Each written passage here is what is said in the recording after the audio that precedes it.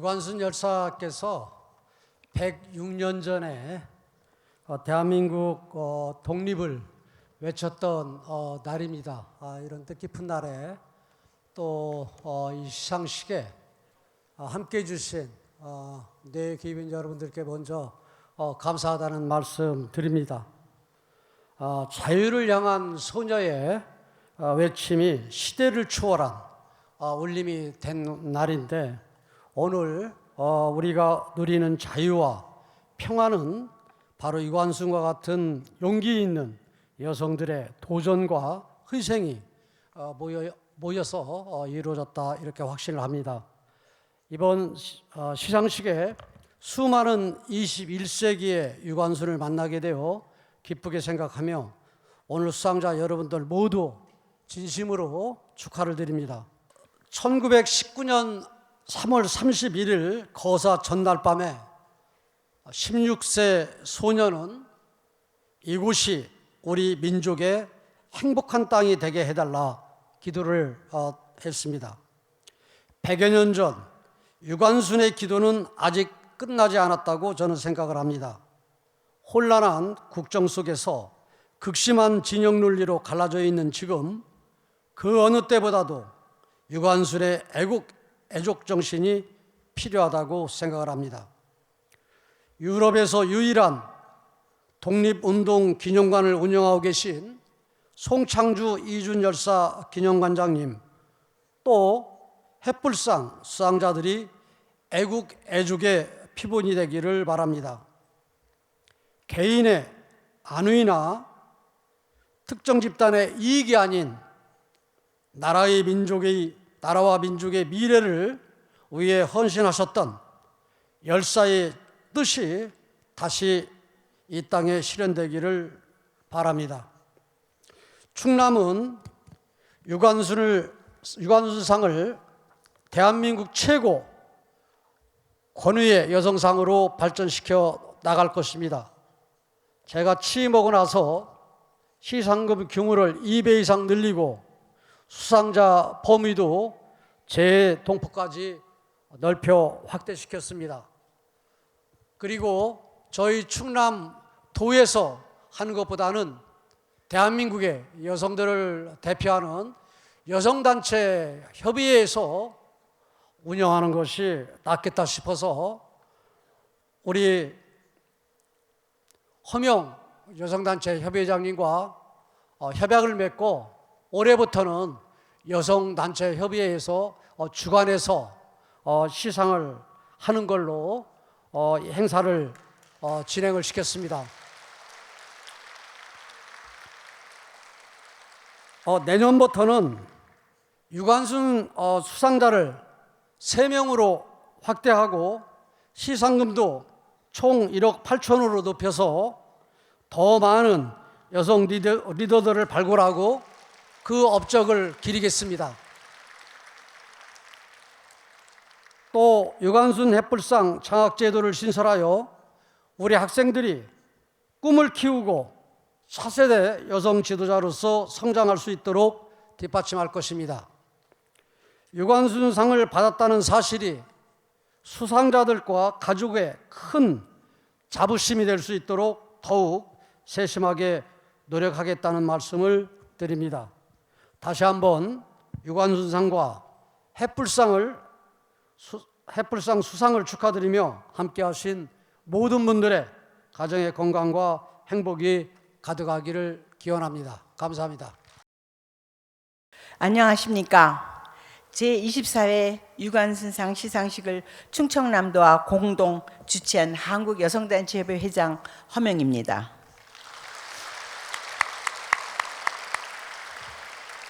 존경하는 내 귀빈 여러분, 그리고 존경하는 주한 외교사절 여러분, 오늘 행사에 함께해 주셔서 정말 감사합니다. 유관순 열사의 숭고한 정신을 받들고 널리 알리기 위해 유관상 시상식을 이끌어 오신 유관상위원회 위원장이신 김태흠 충청남도 지사님께 깊은 경의를 표합니다.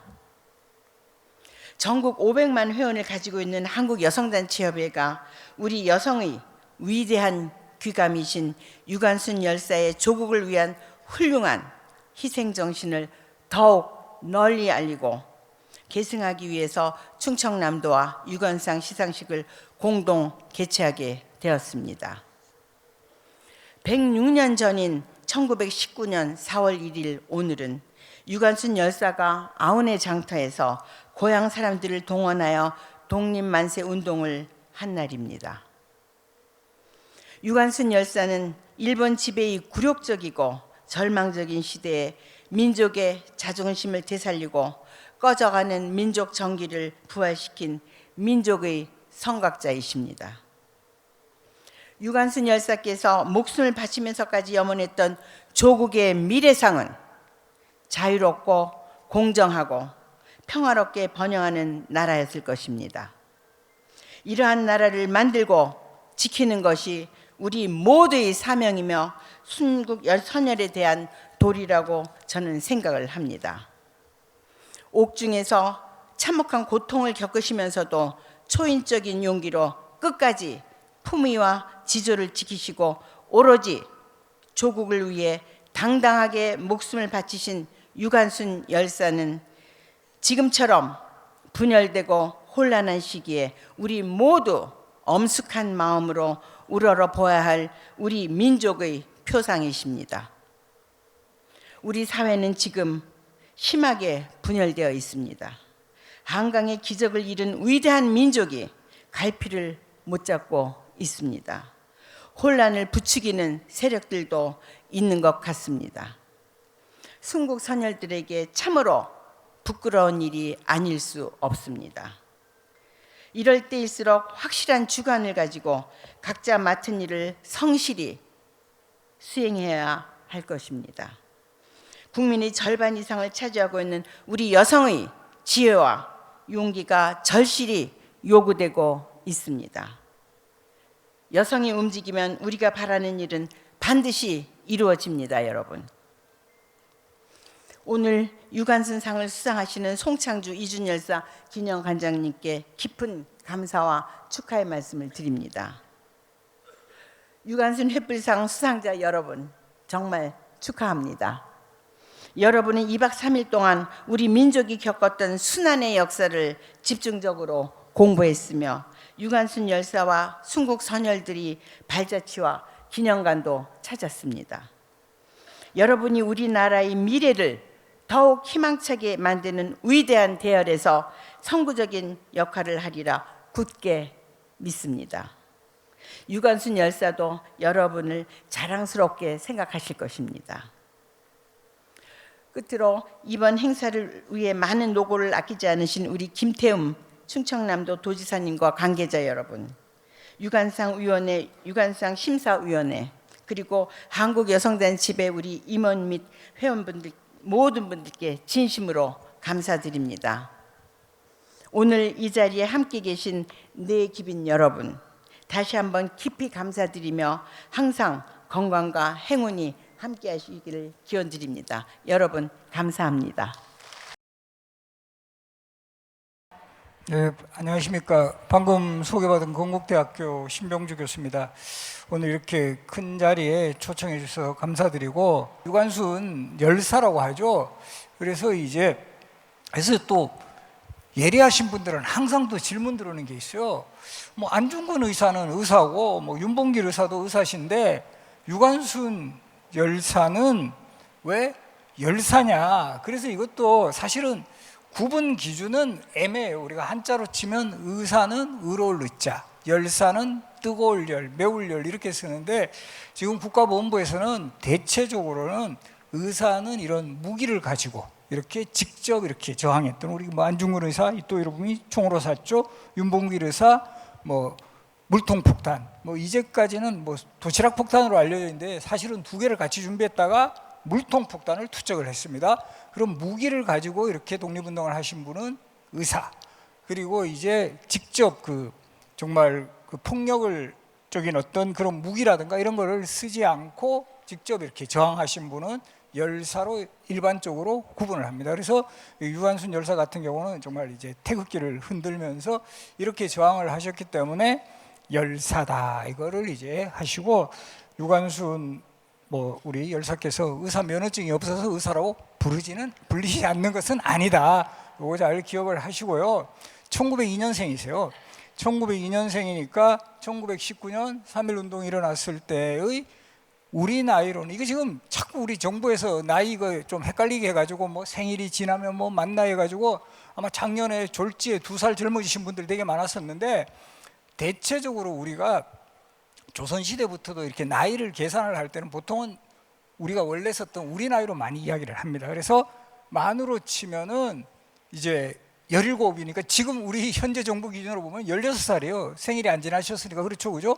그리고 이제 우리 나이로 보통 할 때는 또 뭐 18세, 대체적으로 이제 이 고등학생 신분으로 이 독립 만세 운동을 주도를 하셨고, 이 아우네 장터에서 만세 운동을 주도했던 날이 4월 1일이에요.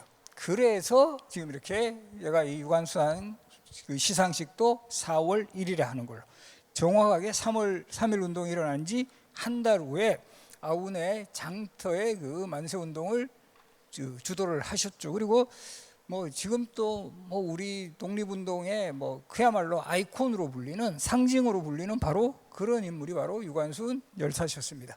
그래서 이 유관순 열사는 이제 사실은 집안 자체가 정말 독립운동가 집안이세요. 그리고 실제로 아버지하고 어머니가 그 만세운동을 하시는 과정에서 순국을 하시게 되고, 그 형제분들, 뭐 오빠라든가 이런 분들, 그래서 그 뭐 거의 가족이 다수가 독립운동가, 그리고 이제 여기도 쓰였지만 이 3대에 걸쳐 9명의 독립유공자를 배출한 그런 집안이고, 상당히 이제 집안 분위기 자체가 이런 그 일제강점 시기에 저항을 했던 바로 그런 어떤 그 흐름이 있었다라는 거죠. 그래서 이 지금에 이제 가보시면 아마 가보신 학생들도 많을 거예요. 지금 특히나 뭐 이렇게 이 지금 뭐 유관순 상 수상을 하신 분들은 정말 꼭 이제 한번 이 생가 방문을 하시거나, 이제 한번 안 가신 분들은 꼭 해보시면 좋을 것 같은데, 우리가 역사 속 인물도 그 인물이 이곳에 태어났구나 이런 것들을 기억을 하는 거 되게 중요해요. 왜냐하면 그냥 막 책에서만 보면 이런 어려운 상황에서 이렇게 독립운동 하신 이런 분 정말 뭐 무슨 하늘에서 내려오신 분 아닌가? 이렇게 생각을 하는데, 정말 그 생각이 딱 있다라는 거는 우리 땅에서 직접 호흡을 하고 같이 살아갔던, 그러면 어떤 또 우리에게 그 의미를 가져다 주느냐 하면, 우리도 정말 나라가 위기에 빠졌을 때는 나도 그렇게 할 수 있다라는 자신감을 불러줘요. 저분이 완전히 그냥 딴 데가 아니라, 지금도 아마 천안의 그 유관순 열사 그 생가를 가보시면 정말 그야말로 이 평범한 이 초가집 그 모습이 딱 드러나요. 그래서 이곳에서 이렇게 그 자라서, 그리고 이제 소위 요즘 표현으로 하면 유학을 가게 되는 거죠. 그래서 여기 지금 잔다르크 이야기를 예전에 그 위인전에 많이 언급하는 이유는, 사실 그 박두진 선생의 시에도 나왔고, 이 프랑스의 그 999 영웅, 우리 백년 전쟁 시기에 정말 어린 여성의 몸으로서 나라를 구한 잔다르크 하고 이제 뭔가 이렇게 좀 비유할 수 있는 바로 그런 또 인물이 되기도 합니다. 그래서 이 바로 요 3.1 운동이 일어나게 된 여기 지금 앞에 요 자료가 계기가 1919년 3월 1일이죠. 이 어떤 날이었죠? 원래 우리 고종 황제가 이 돌아가십니다. 고종 황제가 승하하고 난 후에 이 장례식이 원래 거행되기로 한 날이 3월 3일이었어요. 3월 3일이고, 사실 정확하게 3월 1일은 요즘으로 치면 예형 연습을 하는 날이었는데, 그 당시에 3.1 운동을 주도하시던 분들이 일본 경찰도 분명히 3월 3일은 대규모 이런 진압 같은 거를 준비를 하고 있을 거다. 그러니까 차라리 연습하는 그 시기에 바로 이제 독립선언을 하자 이렇게 해가지고 정확하게 예정됐던 그 고종 황제의 장례식인 3월 3일이 아닌 3월 1일 날 이제 3.1 운동이 일어나게 되는 겁니다. 고종 황제는 1919년 1월에 이 지금 덕수궁 함령전에서 승하를 하세요. 그래서 이때 고종 황제가에게 그 정말 눈에 발표도 아프지 않을 그 딸이 바로 이 덕혜옹주, 예전에 영화에도 나왔죠. 그래서 이 덕혜옹주가 이제 고종 황제가 거의 그 회갑 때 낳은 딸이에요. 막내딸이고 정말 예쁘게 그 키우면서 이제 그 덕수궁에다가 요 덕효공주를 위한 유촌도 만들어주고 이렇게 하시다가 결국 이제 승하를 하게 되는 과정에서 또 이제 그 당시에 그 민심을 자극한 것 중에 하나가 고종 황제가 이 독살되었을지도 모른다 일제에 의해서. 그러니까 사람들이 더 이제 분노를 하게 됐고, 그리고 이제 장례식이 덕수궁에서 거행이 되는 상황에서 이제 사람들이 주로 직결하는 장소로 선택된 곳이 바로 탑골공원. 우리 지금 같은 경우도 뭐 이런 여러 가지 그 뭐 이런 시위라든가 이런 거 할 때 광화문 광장에 많이 모이잖아요. 그런 것처럼 그 당시에 사람들이 가장 잘 모일 수 있는 공간이 탑골공원. 여기는 왜 탑골공원이라고 하냐 하면 그 조선시대까지 랜드마크가 원각사지 10층 석탑이에요. 가장 서울에서 뭐 요즘 같으면 한때는 우리 저 63 빌딩이었잖아요. 그리고 요즘 같으면 저 뭐 롯데 저 126층 빌딩 뭐 이렇게 하는데 그때는 제일 높은 데가 원각사 10층 석탑. 그래서 이곳에 이 탑을 상징하면서 탑골공원 또는 파고다공원 이렇게 이야기를 한 거죠. 그리고 여기에 이제 직결을 하게 됐고, 원래 이 선언서 발표는 오후 2시 하기로 되어 있었는데 그 당시에 민족 대표 33인 중에 이 29분이 참여를 해서 이 태화관에서 발표를 해요. 이 태화관은 또 어떤 곳이냐 하면 우리 그 요즘 뭐 흑백 요리사 이런 거 나오고 옛날에 막 장금이란 드라마 나오니까 요리사에 대한 뭐 이미지가 되게 강하게 작아오고 있고, 특히 장금 드라마 때문에 요리사는 여성이 맞는구나 이렇게 생각하시는 분들이 많은데 사실은 조선시대 대부분의 요리사는 남성이었어요. 숙수라고 해요. 그리고 이제 이 조선이 멸망을 하니까 그 당시에 그 궁궐에서 요리했던 안승환이라는 분이 요리집을 차린 게 지금 동아일보사 자리에 있는 명월관입니다. 명월관. 근데 이게 자꾸 잘 되면 우리 지금 또 어쩌죠? 분점이 생기죠. 명월관의 분점으로 생긴 게 바로 태화관입니다. 그래서 이 태화관이 요즘으로 치면 음식점이에요. 요리집이기도 하고, 이곳에서 모여가지고 이분들이 독립선언서를 발표하고는 바로 종로경찰서에 전화해가지고 자수를 합니다. 우리는 이제 뭐 폭력적으로 하지는 않겠다. 그렇게 되면서 이게 2시에 저 파고다공원 쪽에 이거 예정된 그 민족 대표들이 안 나오니까 이 좀 우왕좌왕하다가 거기에 바로 그 참여했던 이 정재용이라는 분, 이분이 이제 거기서 낭독을 하면서 이게 쫙 그 3.1 운동이 본격적으로 시작이 되는 거예요. 그리고 이때 시간도 대체적으로 오후 2시 이후에. 그런데 우리 3.1절 노래 보면 어떻게 되죠? 김인현 3월 1일 정오 터지자 밀물 같은 대한독립 만세. 우리 정인보 선생의 그 노랫말에 그게 나오는데 사실은 오후 2시 이후. 근데 왜 그러면 김인현 3월 1일 정오 터지자 밀물 같은 왜 정오라고 했을까요? 그때는 보통 우리 아마 여기 기억하시는 분들 많을 거예요. 예전엔 종을 쳐요. 시간을 알리면 12시에는 몇 번 친다? 12번을 치죠. 그러니까 훨씬 상징성이 있는 거예요. 그리고 이제 뭔가 이런 그 폭발적으로 이렇게 만세운동을 하는데 김인현 3월 1일 2시 약간 맥이 탁 풀리죠. 그러니까 이제 정오로 탁 해야 이게 뭔가 종소리도 탁 나가고, 그래서 우리가 어떻든 역사적인 또 팩트하고 그런 어떤 시적 표현에서는 좀 과장이 있을 수 있다라는 거 기억을 하세요. 그래서 바로 이 시대가 이제 고종 황제의 장례식 입장이 있는 덕수궁 쪽으로 몰려들고, 이때 또 중요한 게 지방에 있는 사람들도 엄청나게 몰려요. 이때 이 지방에까지 전파가 돼가지고 바로 이 덕수궁하고 서울역 가깝잖아요. 그때 이 서울역에도 많은 사람들이 밀집했던 요 상황은 그 당시에 그 미국인 그 기자로 활동했던 알버트 테일러라는 사람이 정말 운명적으로 그 3.1 운동이 일어나기 그 직전에 그 당시에 연대 세브란스 병원, 지금은 저 신천에 있지만 원래 세브란스 병원은 서울역 근처에 있었어요. 지금 서울역 앞에 가면 세브란스 재단 빌딩 연세 동문회관이 있어요. 그 이유가 바로 거기에요.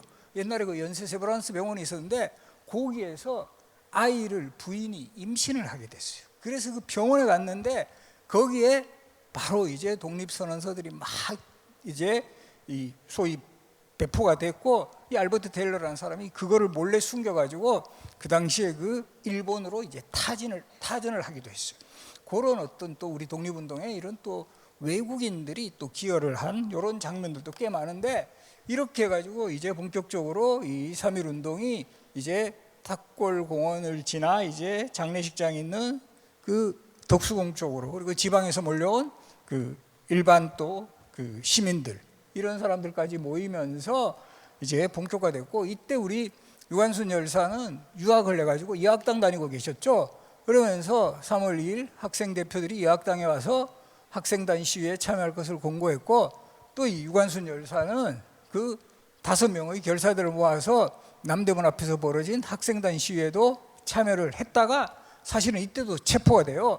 그래서 그 당시에는 이 경무총감부라고 해서 여기가 이제 남산에 있었습니다. 남산에. 그곳에서 이제 일단 끌려갔다가 외국 선교사들이 학생들은 좀 풀어달라, 그래서 국제 여론을 의식해가지고 일단은 풀어줬고, 그리고 이제 학교에서도 휴교령이 내려져요. 이거 이제 시위가 자꾸 확산이 되면 학생들도 참여할 것을 우려해서 이제 그 임시 휴교령이 내려지니까 고향인 바로 지금 병천으로 오게 됩니다. 천안. 그래서 이 사촌 언니 유해도와 함께 이때 바로 이 독립선언서를 몰래 숨겨 가지고 오시는 거죠. 그러면서 이거를 다 이제 다시 인쇄를 하거나 해서 돌리는 겁니다. 이 4월 1일 날 아우네 장터에서. 이때 이 아우네는 이 시냇물이 서로 어우러지는 곳이다 해서 아우네가 된 거예요. 순우리말. 이거를 한자로 쓰면 아우를 병자, 우리 병렬 이런 말 하죠. 아우를 병자에 개천천 쳐서 병천. 그리고 이제 고향에서 서울의 3.1운동 소식을 전하고 만세운동의 필요성을 이제 고향으로 와서 설득을 하죠. 그리고 이때 아버지도 적극적으로 참여를 하십니다. 그래서 이 감리교 동면 속회장인 조인원, 이백화 등 20여 명의 유지들과 상의하면서 어떤 식으로 하자. 그래서 선택한 게 아우네 장터. 아무래도 장날에 장터에 사람들이 많이 모일 거 아니에요. 그러니까 이곳에 이때는 정오에 진짜 하는 걸로 계획을 합니다. 그리고 아마 이때도 좀 상징성 있고 정오라는 시간이 가장 사람들이 한낮에 많이 모이는 시간이었기 때문에 바로 이 시위운동을 전개하기로 결정을 했고, 일제히 감시를 피하기 위해 이 아주머니들처럼 머리에 수건을 너무 이제 좀 학생처럼 이렇게 하면 이제 딱 타깃이 되니까 병천, 목천, 천안, 안성, 진천, 청주 등지의 교회, 학교, 그래서 이런 여러 지역을 찾아다니면서 대규모 만세 시운동. 그러니까 사실은 요 천안 쪽에서만 한 게 아니라 여러 지역의 사람들도 다 함께 할 것을 이제 준비를 해나갔고요. 거사 당일에는 이제 나누어줄 태극기도 이제 만들고, 우리가 이런 이 독립운동 할 때 또 이게 상징처럼 보이는 게 이제 태극기잖아요. 이 태극기를 직접 제작하는 등 만반의 준비를 갖추었고, 거사를 앞둔 그 하루 전날인 3월 3일 용두리 뒷산인 매봉산의 그 정상에 올라가서 만세 시위를 약속을 했다고 하시고, 여기에 이제 봉화를 올려요. 이 봉수대가 있었다라는 거죠. 이 봉화를 올려가지고 이제 쫙 봉화에 보통 봉화는 이제 연기가 나오기도 하고 이제 불이 나오기도 하고, 야간 같은 데는 이제 불이 이제 나오게 하는 거죠. 그렇게 해서 이 거사를 기약을 했고, 이때 아우네 장터에 3천여 명이 넘는 군족이 상당히 많이 모인 거예요. 직접 만든 태극기를 나누어줬고, 정오가 되자 자주독립쟁취를 위한 연설을 합니다. 우리에겐 반만년의 유구한 역사를 가진 나라가 있었습니다. 우리가 이렇게 반만년이라고 하는 것은 당군이 우리를 고조선을 건국한 게 BC 2333년. 그래서 지금도 사실은 냉정하게 계산하면 2333에서 2025년 하면 2350년쯤 되는데, 이때는 2000년 조금 넘었을 때부터 이미 반만년이에요. 그래서 앞으로 우리는 반만년의 역사는 한참 갈 겁니다. 한참 갈 건데, 그러나 일본 사람들은 우리나라를 강제로 병합하고 온천지를 활보하며 우리들에게 가진 학대와 모욕을 다 하고 있습니다. 우리는 10년 동안, 딱 맞죠, 일제강점기 1910년 8월 29일 공식적으로 경술국치라고 하죠. 나라 없는 백성으로 온갖 압제와 서름을 참고 왔지만 이제 더는 참을 수 없습니다. 우리는 나라를 찾아야 합니다. 지금의 여러 약소민족들은 자기 나라의 독립을 위하여 일어서고 있습니다. 나라 없는 백성을 어찌 백성이라. 우리도 독립만세를 불러 나라를 찾읍시다. 이어 조인원이 대표로 독립선언서를 낭독하고 약식의 독립선언식을 가졌고, 유관순을 필두로 대한독립이라고 쓴 큰 길을 앞세우고 태극기를 흔들면서 본격적인 만세 시운동에 들어갔고, 안타깝게도 이 시위 중에 아버지 어머니가 모두 돌아갔어요. 병천 헌병주저소의 헌병들이 달려와 총검을 휘두르면서 잔인하게 시운동을 탄압을 하는 과정에서 이제 사망자고 부상자가 발생했고, 특히 아버지 유중건 이분은 왜 사람을 함부로 죽이느냐고 항의하다가 일본 헌병의 총검에 찔려 희생을 당하셨고, 이때 어머니도 함께 희생당합니다. 그리고 이제 그런 희생에도 불구하고 뭐 숙부 유중무라든가 조인은 조병호, 김용희 이런 분들과 시신까지 둘러매고 이제 병천 헌병주재소로 달려가 항의 시위를 계속 해나가고, 그리고 이제 그 주지소장의 멱살을 쥐고 흔들면서 나라를 되찾으려고 정당한 일인데 이제 어째서 총기를 사용해 내 민족을 죽이느냐, 그런 어떤 독립운동의 정당성을 당당하게 밝히는 이런 상황 속에서 이제 헌병들이 아주 무자비하게 시위운동을 해산했고, 이때 주동자로 이제 찍혀서 유관순, 유중무, 조인원, 조병호 이런 분들이 일단은 근처에 있는 천안 헌병대로 압송당해요. 그러다가 이때 더 큰 지역인 공주로 다시 이송이 되죠. 공주 재판소로 이제 넘겨졌고, 이때도 많은 그 군중들이 그 지나갈 때마다 그 독립만세를 외쳤다고 합니다. 그리고 이때 정말 운명적이게도 이 공주 감옥에서 그 당시에 만세 시위운동을 주도했던 오빠죠, 유우석, 당시 이름은 관옥이었는데 이분을 또 만나는 거예요. 이제 남매가 어쨌든 그 옥중에서 이렇게 또 만나는 그런 또 운명까지 있었습니다. 그 당시에 이제 수용자 기록표의 그 모습이고요. 그리고 이제 재판장에서는 일제의 재판을 거부하는 당당함과 함께 그 민족적 기계를 잃지 않았다. 나는 한국 사람이다. 너희들은 우리 땅에 와서 우리 동포를 수없이 죽이고 나의 아버지 어머니를 죽였으니 죄를 지은 자는 바로 너희들이다. 우리들은 너희들에게 형벌을 줄 권리는 있어도 너희들은 우리에게 재판할 그 어떤 권리도 없다. 상당히 명언입니다. 너희들에게 우리가 벌을 줄 권리는 있어도 너희가 우리에게 뭐 재판할 그런 권리도 명분도 없다. 이렇게 된 거죠. 결국 공주지방법원에서 5년형을 언도를 받습니다. 그리고 이제 이때 상당히 그 큰 형벌이에요. 5년형이면 뭐 인명을 살상한 것도 아닌데, 그러니까 소위 주동자로 확실하게 이 격리를 하자 이런 판단을 했던 거고, 특히 유관순 열사 같은 경우는 이 당시에 정말 나이 어린 여학생에도 불구하고 이런 중형을 선고받은 것은 그만큼 그 역할이 컸음을 확인시켜 주고 있습니다. 그래서 이제 다시 복심법원에 이제 요즘으로 치면 항소를 했고, 이에 따라 공주에서 서울에 있는 지금 서대문 감옥으로 이제 이감이 되고, 그래서 여기 우리가 지금 서대문 형무소 역사관으로 지금 활용이 되고 있는데요. 이 서대문 형무소는 그 당시에 이 독립운동가들이 많이 이제 정말 뭐 그 고문을 당하기도 하고 어려움을 겪었던 바로 그곳을 지금, 그래서 요즘에 와서는 우리가 우리 역사에서 좀 아픈 역사를 기억하는 것도 이런 걸 잘 이제 활용을 해가지고 이 후대의 좀 교훈으로 삼자, 이렇게 해서 이 서대문 형무소 역사관이 그런 독립운동가들의 그런 그 행적을 또 잘 보여주는 대표적인 그 공간으로 이제 지금 활용되고 있습니다. 그리고 이곳에서도 계속 독립만세를 부르고 옥중에서도 동료들의 항일 독립 의지를 고취시켰고, 그때마다 엄청난 고문을, 이거 영화로 나왔죠. 우리 고화성이란 배우가 유관순 열사 역으로 나왔던 한거라는 영화가 바로 요런 어떤 과정을 영화로 담은 그 내용입니다. 그래서 이 기회 되시면 요 한거라는 영화도 한번 보시기 바랍니다.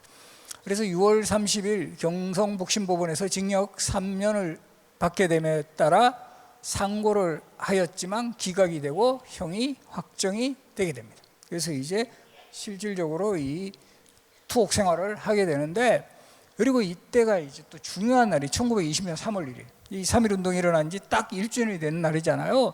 그래서 이 수감중인 동지들과 함께 대대적인 옥중 만세 운동을 전개하는, 이게 이제 한거 영화에서도 이게 되게 하이라이트 장면으로 나오게 됩니다. 그러다 보니까 이제 일경은 이 지하 감방에 감금을 시켜버려요. 이게 자꾸 이제 격리하려고. 그러면서 이때 고문을 상당히 많이 당했고, 그래서 결국은 순국을 하게 되는 거예요. 이 고문 후유증으로 우리가 흔히 이걸 장독이라고 하는데, 이 너무 이제 많이 이제 고문을 당하니까 이게 쌓여가지고, 사실 여러분들도 생각해 보시면 그 꽃다운 젊은 나이에 거기 감옥 생활을 하다가 이렇게 금방 돌아가셨다라는 건 일제의 고문이 아주 심했음을 보여주는 사례입니다. 그리고 결국 이제 유관순 열사는 1962년에 건국훈장 독립장을 추서받았고, 그리고 이게 사실은 독립장이 그렇게 높은 등급이 아니에요. 그래서 다시 이 유관순 열사 같이 독립운동에 공헌을 한 사람은 더 큰 어쨌든 포상을 해야 된다 해서 2019년 3월 1일에 건국훈장 대한민국 대한민국장을 다시 추서를 받으시게 됩니다. 그래서 지금은 이제 대한민국장을 이제 추서를 받으시게 되는 그런 그 모습이고요. 그래서 이 유관순 열사를 이제 기억을 할 수 있는 이런 곳이 지금 어디가 가장 대표적이죠? 천안이죠, 천안. 그래서 이 천안의 생가 바로 주변에 지금 유관순 열사를 기념하는 지금 기념관을 이렇게 지금 이렇게 조성을 해서 이곳을 이제 가면 그 유관순 열사 저 제일 위가 이제 그 매봉산 그 봉화대를 올렸다는 곳, 그리고 이제 그 이분들을 이제 모신 그 뭐 묘 초혼묘, 그리고 이제 추모각, 그리고 이제 함께 아우네 독립 만세 운동에 참여했던 그 48위 애국 선열들이 위패를 모셔놓은 이게 지금 상당히 지금 생가하고 되게 가깝게 있습니다. 그 생가를 방문하시면 꼭 여기를 이제 같이 이제 연결을 시켜서 직접 찾을 수가 있고요. 저도 우리 건국대 사학과에서는 저기 매 학기마다 그 지역을 선정을 해가지고 그 학술 답사를 나가게 되는데 지난 2024년 2학기가 이 충청남도 답사를 했어요. 충청남도 지역을. 그래서 이곳에서 우리가 유관순 열사 천안에서는 생가하고, 그리고 여기 지금 있는 요 유관순 열사 요 기념관, 그리고 이제 또 유관순 열사 하면 우리가 또 빠질 수 없는 곳이 어디죠? 천안에 있는 독립기념관. 그래서 요거는 이제 제가 참고로 아마 이 노래 우리 지금 여기 참여하시는 학생들도 이 노래 지금 또 다 알고 있어요. 이거 우리가 어떤 노래라는 것도 이 사람의 이미지를 기억하는데 되게 이제 도움이 되는데, 여기도 이게 제가 아까도 말했지만 우리 유관순 열사가 영원히 늙지 않는 분이라는 게 바로 이런 노래에서도 계속 회자되기 때문에 그래요. 3월 하늘 가만히 우러러보며 유관순 누나를 생각합니다. 이 노래가 아직까지도 안 바뀐다는 거죠. 실제로는 이제 버전이 이제 지금쯤 되면 특히 어린 학생 할 때 3월 하늘 가만히 우러러보며 유관순 할머니를 생각합니다. 이러면 좀 뭔가 좀 어색하죠. 그리고 결과적으로는 이분이 워낙 꽃다운 나이에 그 딱 우리 이제 그 당시에 중고생들이 공부하고 이럴 때는 딱 그 누나 나이 때 딱 돌아가셨기 때문에 이런 이미지가 있는 거예요. 그리고 이 노래 보면 되게 좀 감동적인데, 옥 속에 갇혀서도 만세 부르다 푸른 하늘 그리며 숨이 젖대요. 이거 아마 노래 아는 사람도 있을 겁니다. 그리고 이 3월 하늘 가만히 우러러보며 유관순 누나를 생각합니다. 지금 또 그 목소리 들리더라요. 푸른 하늘. 유관순 누나는 푸른 하늘을 그리며 돌아가셨고, 우리는 그 유관순 누나를 기억하기 위해서 푸른 하늘을 우러러 봅니다. 이게 되게 짧지만 되게 정말 좀 감동적인 바로 노래고요. 그리고 앞에서 소개했던 우리 또 정인보 선생이 또 작사한 노래 중에 김인현 3월 1일, 정호 터지자 밀물 같은 대한 독립 만세, 이 노래도 정말 명작으로 기억이 될 것 같아요. 그래서 요 천안에 가시면 이제 유관순 열사도 기억하고, 우리 독립기념관이 천안에 세우는데 뭐 어떤 면에서는 가장 중요한 역할을 하신 분이 유관순 열사예요. 이때도 우리가 이제 이 독립기념관이 세워질 필요가 있다 해가지고 여러 지역이 물망에 올랐어요. 어느 지역을 그럼 독립기념관을 세울 장소로 적절한가?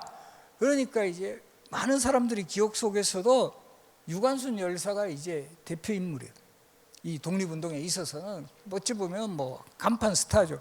예를 들면 우리 그 안중근 의사 같은 경우는 어딜까요? 출신이 일단 황해도 해주 출신이에요. 일단은 거기는 이제 뭐 좋든 싫든 탈락할 수밖에 없고, 그 다음에 후보지로 또 기억할 수 있는 독립운동의 대표적인 인물 중에 한 분이 윤봉길 의사예요. 이분 어딜까요? 충청남도 예산 출신이에요. 그래서 어쨌든 천안하고도 좀 가까워요. 그런 것까지 다 고려하고 또 이렇게 그래서 이 천안에서도 지금 저 남쪽 목천 쪽이에요. 지금 독립기념관이 세워진, 사실 그 유관순 열사의 그 병천하고도 되게 가까운 곳이에요. 그래서 이 천안의 독립기념관이 결정된데도 유관순 열사의 그 이미지가 되게 컸고요. 그리고 이 유관순 열사를 배출한 이 충청남도 지역이 정말 우리 역사 속에 독립운동가들이 다수 배출된 곳이에요. 우리가 저 예산에 바로 윤봉길 의사, 그리고 저 보면 충남 홍성에 우리 33인 중에 한 분이셨던 만해 한용운 선생 아시죠? 만해 한용운 선생이 충남 홍성 출신이고요. 또 우리 독립운동가로서 청산리 전투에 빛나는 이 장군 누가 있죠? 김자진 장군, 홍성 출신. 그러니까 이상하리만큼 이 홍성 쪽 천안, 홍성 예산 이 소위 충청권에 덧뿌리를 거슬러 올라가면 이수인 장군도 바로 아산 출신이시잖아요. 태어나신 곳은 서울이지만 아산에 처가와 외가가 있었고, 그래서 이수인 장군이 돌아가신 후에 바로 이 사당이 세워진 곳 현충사도 지금 아산이고, 요 파운더래. 그래서 저는 이 천안의 이런 그 독립기념관을 중심으로 해서 바로 유관순 열사 생가, 그리고 저 이제 뭐 윤봉길 의사, 또 이 김자진 장군 저 묘소도 홍성에 있어요. 그리고 이제 뭐 만해 한용호세, 이런 독립운동가, 우리 뭐 요즘 흔히 그런 거 많이 이제 계획을 하잖아요. 뭐 산티아고 순례길처럼.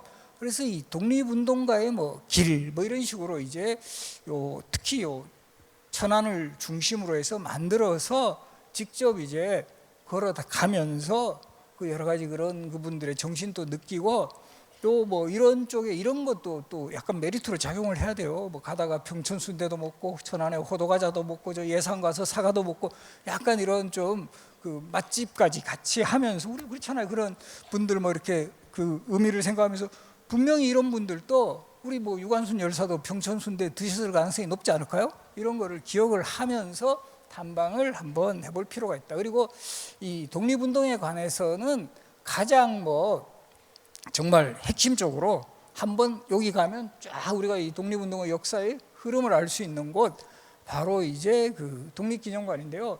그리고 이 독립기념관도 아마 여기 기억하시는 분들, 여기 실제 독립기념관 세워질 때 돈 내신 분들 많을 거예요. 그때 성금을 내게 했어요. 성금. 그때 학생들도 성금을 내게 했어요. 그래서 그 당시에 이 독립기념관은 국민들의 성금으로 이제 그 정말 하나하나 차곡 쌓아가, 그만큼 의미가 있다는 거죠. 우리나라를 지켜주신 분들을 위해서 우리가 또 이런 독립기념관을 만들어서 그분들을 기억을 하자, 이런 취지로 이제 모금 운동을 해가지고 1987년에 이 독립기념관이 세워졌고, 지금은 그래도 이제 87년이니까, 처음에는 제가 사실 독립기념관 갈 때는 너무 힘들었어요. 왜냐하면 너무 건물을 좀 크게 지었고, 그리고 입구에서부터 여기 본관까지 걸어가다 보면 나무 같은 게 하나도 없어가지고 너무 힘들어요. 이 학생들 단체 관람하러 왔다가 막 쓰러진 애들도 있어요. 이거 너무 이제 햇볕에 노출. 근데 이제 저도 바로 이제 작년에도 가보고 이러니까, 최근에 가보면 그래도 그 나무들이 많이 자라고 했고, 또 여러 가지 뭐 전시관뿐만 아니라든가 체험관이라든가 이런 것까지 잘 조성이 되어 있어서, 정말 우리 저 학생들뿐만 아니라 뭐 또 여러 이제 가족 단위로 이렇게 가도 정말 좋은 곳인 것 같아요. 이 결의의 뿌리관, 결의의 시령관, 나라 지키기관, 결의의 함성관. 여기 결의의 함성관이 바로 독립운동과 3.1운동, 여기 포인트입니다. 그래서 3.1운동에 대한 그런 기억들을, 이게 생각보다 되게 커요, 이 독립기념관 건물. 그래서 뭐 요즘 표현을 하면 집중과 선택을 해서 내가 이걸 한번 탐방을 할 때는 독립운동에 관해서는 결의의 함성관, 여기를 1차적으로 들르고, 그 다음에 이제 나라 대착기관, 여기 이제 무장투쟁, 우리 뭐 청산리 전투라든가 봉오동 전투 이런 내용들이고요. 그리고 이제 새나라 세우기간, 요 일제강점기 민족문화 수호운동, 항일운동, 그리고 뭐 대한민국 임시정부 활동, 이런 내용들인데, 결과적으로 우리가 보면 정확하게는 35년이죠. 1910년부터 이제 그 1945년까지. 그래서 저는 개인적으로도 우리가 보면 어떤 경우는 좀 강조하기 위해서 일제 치하 36년 이렇게 이야기하는데, 35년이에요. 정확하게 1910년 8월 29일부터 해방이 된 게 1945년 8월 15일이니까 35년을 넘어가지는 않아요. 그래서 굳이 뭐 일제에게 뭐 우리가 당한 거 뭐 한 해 길어봤자 그렇잖아요. 35년 일제 강점 시에 이렇게 이 소위 말하는 제국주의 시대에 많은 나라들이 정말 그 식민지국으로, 특히 아시아 아프리카 국가들, 그런데 우리가 자랑스럽게 생각해야 될 부분 중에 하나는, 이런 여러 식민지의 나라 중에서 우리 대한민국만큼 조직적이고 꾸준하게 독립운동을 한 나라는 없어요. 정말 이거 우리가 자부심이에요. 그러니까 우리의 그런 선조들, 뭐 우리가 이제 기억하고 있는 뭐 윤봉길 의사, 안중근 의사, 뭐 이봉차, 떠오르는 인물 되게 많죠. 또 여성계에서도 뭐 우리 유관순 열사를 비롯해서 정말 최근에 와서는, 여기 지금 오늘 그 모임이 이제 여성 쪽 이런 모임이지만 사실 유관순 열사 이외에도요 여성 독립운동가들이 정말 많이 배출되었다는 것도 꼭 기억하세요. 우리 여기 계신 분들 아마 보셨죠. 영화 암살의 여주인공 우리 안옥윤으로 나와요. 우리 배우는 전지현 배우가 나왔는데 이 바로 그 전지현 배우의 실제 모델이 남자연 열사라는 그 여성 정말 당시에 일본 총독 암살하려고 그 국내에 잠입했던 분이에요. 남자연 열사.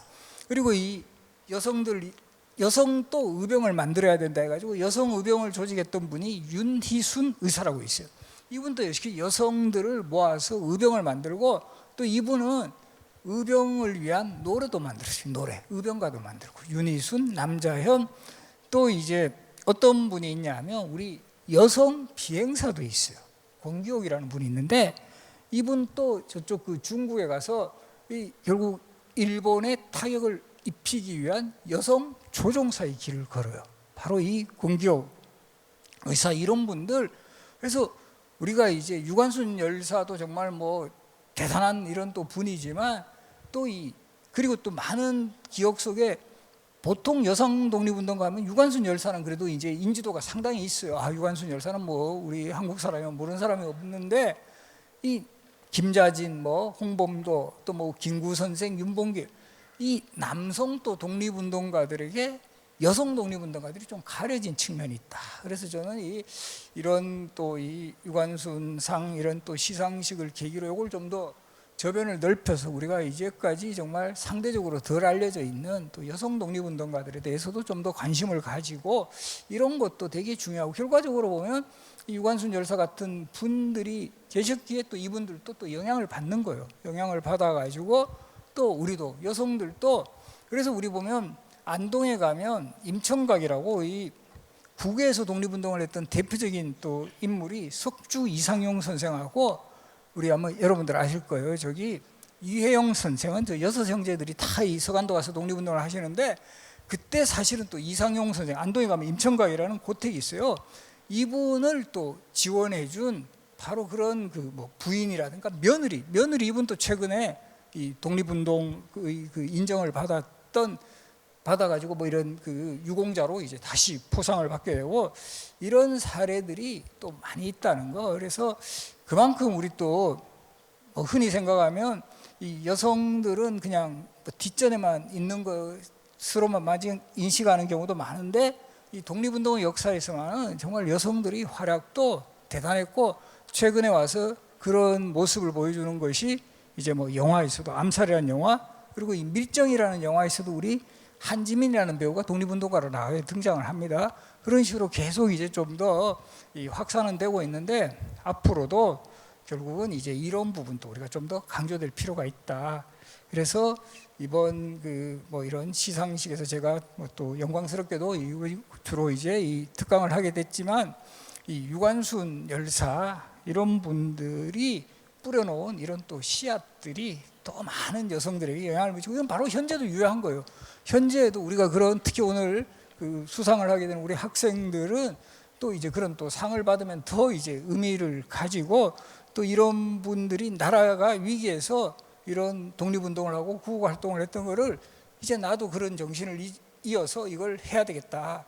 이게 사실은 아마 이런 상을 또 이렇게 수상식을 하고 또 이렇게 여러 많은 분들이 모여서 이렇게 그 크게 이제 의미를 다지는 이런 행사를 하는 게 바로 이게 예전에 이분들의 어떤 정신이 우리 지금의 시대에도 어떤 식으로 잘 개성을 할 수 있는가 이런 데 대한 노력을 하는 것도 바로 현재 지금 우리가 또 우리들에게 또 남아있는 과제가 아닐까 이렇게 생각을 합니다. 그래서 오늘 제가 이제 이런 그 유관순 열사의 그 행적과 독립운동을 중심으로 해서 또 우리가 앞으로 이런 여성 독립운동가들에 대해서도 좀 더 많은 조명이 있어야 된다. 이런 취지로 이제 이야기를 했는데요. 확실히 이렇게 또 제가 뭐 여러 군데서도 뭐 강의를 좀 많이 하지만 되게 집중도가 있으신 것 같아요. 뭔가 이렇게 다 이렇게 좀 의미를 가지고 참석을 하신 분들이었기 때문에 그래서 저도 이렇게 강연하는 뭐 내내 좀 더 이렇게 좀 뭐 어떻게 보면 좀 더 보람을 가지고 강의를 진행을 할 수 있게 되어서 저도 좋은 그 자리에 이렇게 참석해 준 데 대해서 감사를 드리고 제 강연은 여기서 마무리하겠습니다. 고맙습니다.